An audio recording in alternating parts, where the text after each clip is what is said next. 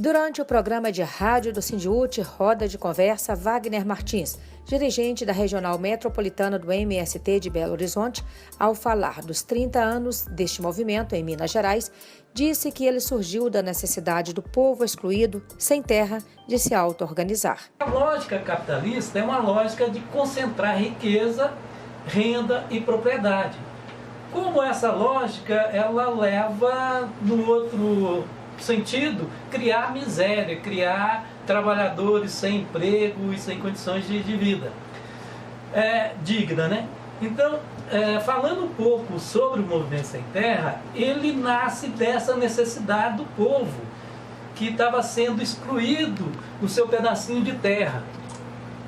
Com o surgimento das grandes barragens, com as novas tecnologias que se implementavam na produção no campo, principalmente com os insumos químicos, adubos químicos, o maquinário foi expulsando esse povo do campo.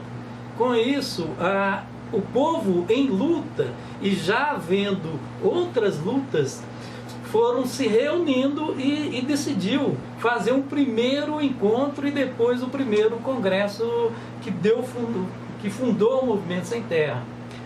Nessa data, em 84, que foi no Paraná, 2 militantes da terra em Minas Gerais já foi nesse primeiro encontro. Já em Minas Gerais existiam várias lutas pela terra, e voltando desse encontro, continuou o trabalho de base, e nós fizemos a nossa primeira ocupação em 1988, no município de Novo Cruzeiro, a localidade conhecida como Aruega. Foi a primeira ocupação e por isso se faz 30 anos o MST em Minas Gerais. No estado, são cerca de 3.000 famílias acampadas e 1.600 famílias assentadas, organizadas em 58 municípios e 9 regionais. Vaguinho destaca que a história vai mostrar o quanto essa população vem sendo empurrada do campo para as vilas e as favelas dos grandes centros urbanos. A história do Brasil, ele nasce um país do campo, produzia açúcar, né? Com a escravidão, esse processo todo de exploração. Com o passar do tempo, a grande maioria que o povo morava no campo, com esse processo, né, foi sendo levado para as grandes cidades, né? E esse processo da urbanização foi levando, inclusive, muitos dos camponeses a ter que morar em vilas, favelas, em condições precárias. E o movimento, nesse processo, ele foi aprendendo com a experiência que não bastava conquistar só um pedacinho de terra. Que para além de um pedacinho de terra, era necessário que as pessoas tivessem acesso à escola, à produção, acesso à saúde. E com isso, nós fomos debatendo a necessidade de ter um projeto de reforma agrária que atendesse a demanda desse público. E hoje nós defendemos, inclusive, um projeto de reforma agrária popular, que visa produção de alimento saudável, sem agrotóxico, mas isso não cai do céu.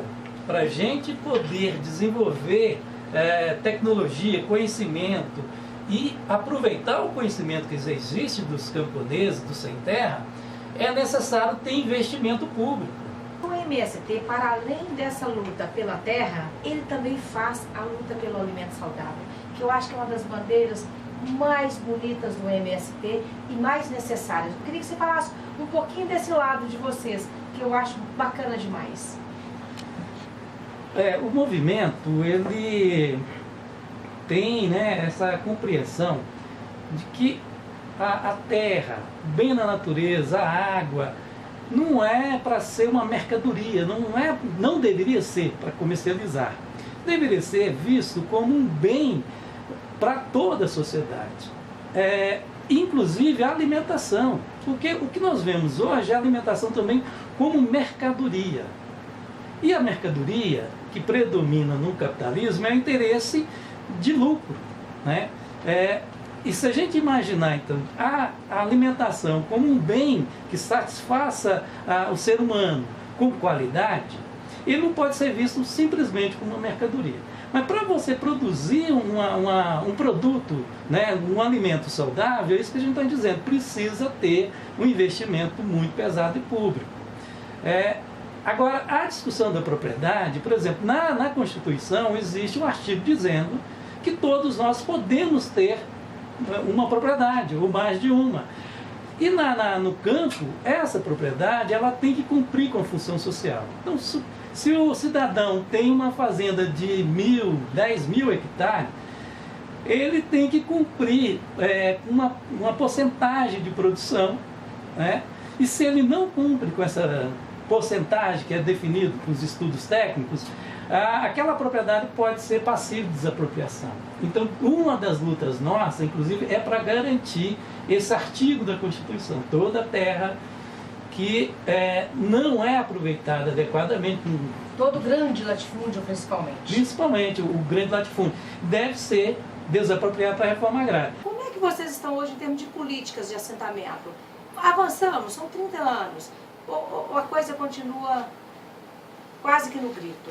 No governo anterior, no governo popular, Lula e Dilma, já existia dificuldade de avançar porque você tem conflitos de interesse com o Estado brasileiro, né? Mas já avançava em políticas públicas, recurso tanto para financiar a produção, mais escola para os assentamentos, possibilidade da gente fazer parcerias com a universidade para formar o público do campo, né?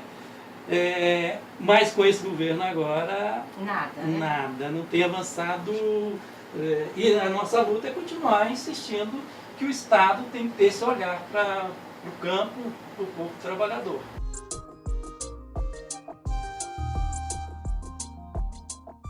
O Congresso do Povo é uma iniciativa da Frente Brasil Popular de construção desse projeto e debate desse projeto a partir das cidades, a partir do local de trabalho, a partir dos bairros, das periferias, de onde tiver comitê e de onde todo mundo pode criar o comitê, né, para debater quais são os problemas que as pessoas têm sofrido e quais são as soluções para esses problemas que a gente vive no Brasil, porque discutir projeto de país hoje é isso, né?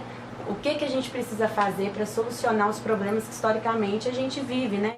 A luta pela reforma agrária, nessa conjuntura, ela é mais importante do que nunca, porque é uma luta de democratizar um meio de produção, que é a terra, e a reforma agrária também vai além da terra, é a produção em si, é a casa, é a escola, é a poesia, é a música, é a dança, é a cultura que você constrói dentro de uma concepção de lutadores e lutadoras, né, com uma identidade sem terra.